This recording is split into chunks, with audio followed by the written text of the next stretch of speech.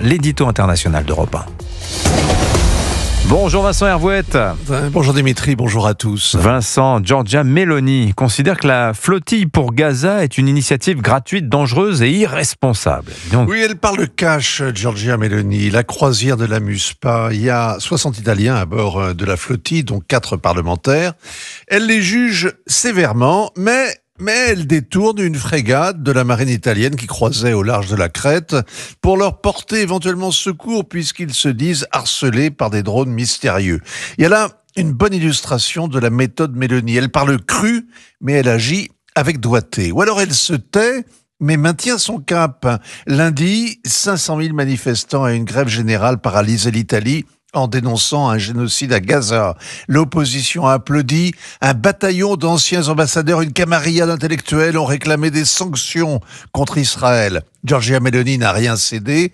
Elle n'a même pas assisté à la conférence organisée par la France pour reconnaître la Palestine. Selon elle, c'est prématuré, artificiel, mais elle lâche un peu de lest. Elle y pensera quand les otages seront libérés et le Hamas réellement hors jeu. C'est l'autre constance de sa politique, autant que possible collée à la ligne défendue par les États-Unis et donc par Israël. Et en effet, elle s'entend aussi bien que possible avec Donald Trump.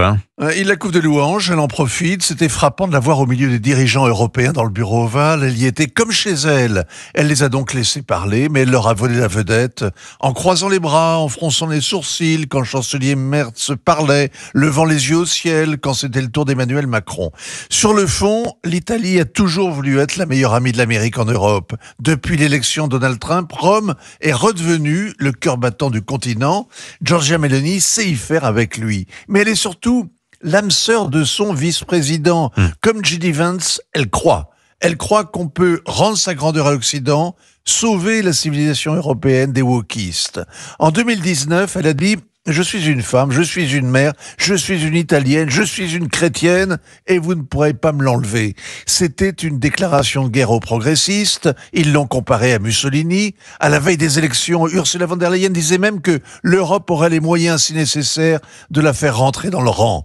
Eh bien, depuis 3 ans, pile aujourd'hui, c'est l'anniversaire, elle gouverne et il ne la méprise plus. Oui, 3 ans, c'est d'ailleurs un record de longévité en Italie. La durée de vie moyenne d'un gouvernement, c'est à peu près 1 an. Aucun n'a tenu 5 ans une législature. Eh bien, Meloni compte en faire 2 de suite. Elle prépare déjà les élections 2027.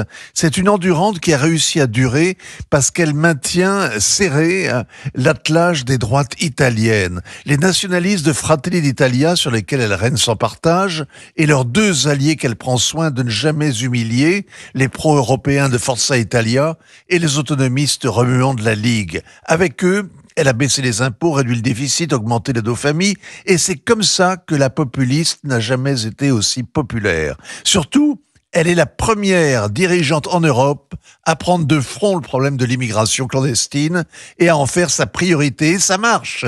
Les arrivées ont diminué des 2/3. Pour que le succès soit durable, il faudrait faire école, que l'Union européenne durcisse ses règles. C'est l'ambition de Meloni, sauver l'Europe en la changeant de l'intérieur. Signature Europe 1, ainsi va le monde. Merci beaucoup Vincent Hervouette.